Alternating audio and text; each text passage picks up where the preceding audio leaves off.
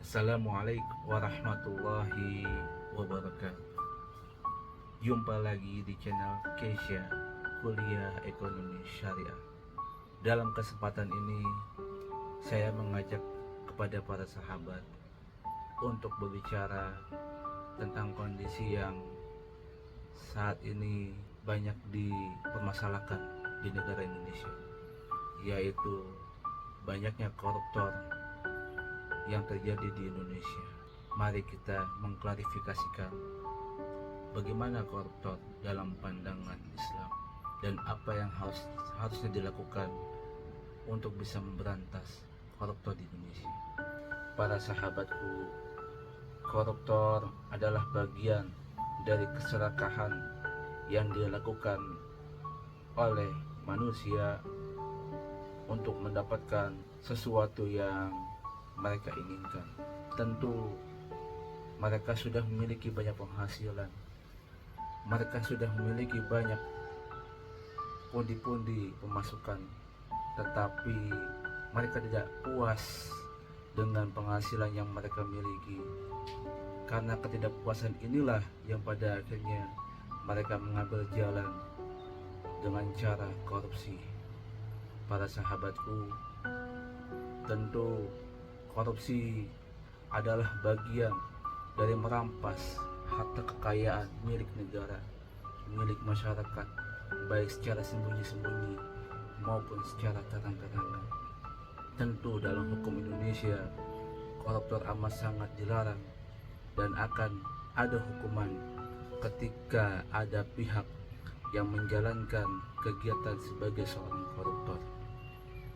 Para sahabatku, pemerintah harus tegas dalam menyelesaikan koruptor di Indonesia, karena jika tidak diberantas maka akan merugikan harta kekayaan milik Indonesia saat ini.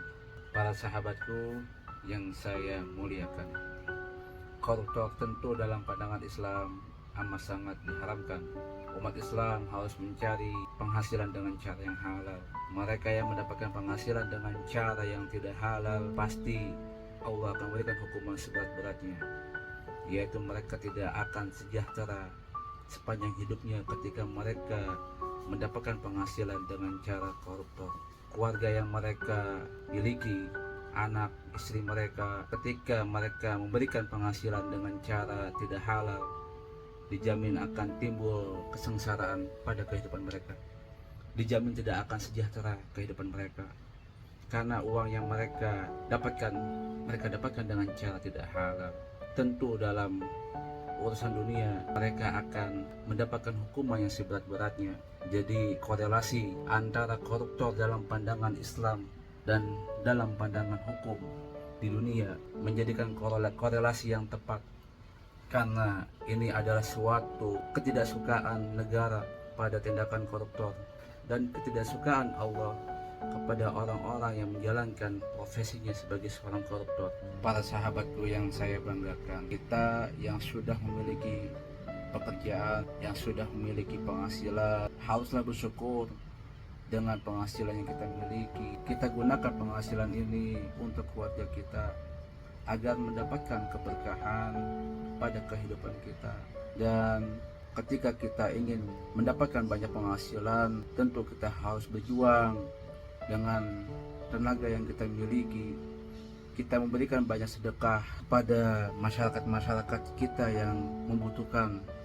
Niscaya Allah akan melihat cara kita memberikan sedekah, dan Allah akan melipat gandakan harta yang kita miliki ketika kita melakukan pemberian jalur sedekah dengan penuh dan keikhlasan. Pasti Allah akan melihat jalur kita, dan pasti Allah akan memberikan keberkahan untuk kehidupan kita dengan cara melipat gandakan harta kita. Ingat bahwa Allah sang maha pemberi rezeki, dan Allah pula sang maha pencabut rezeki untuk hambanya. Demikianlah yang saya sampaikan. Wassalamualaikum warahmatullahi wabarakatuh.